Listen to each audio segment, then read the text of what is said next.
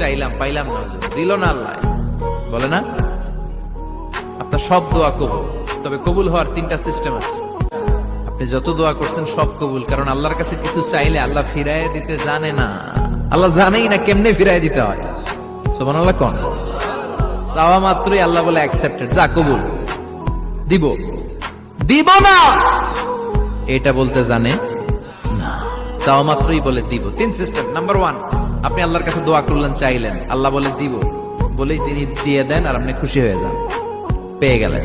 Number 2, আপনি আল্লাহর কাছে দোয়া করলেন, চাইলেন, তখনও আল্লাহ বলে দিব, তবে এখন না, সবুর, একটু পরে দিব। কখন দিলে আমার জন্য ভালো, আমার চেয়েও ভালো জানে কে, পরে দিবে।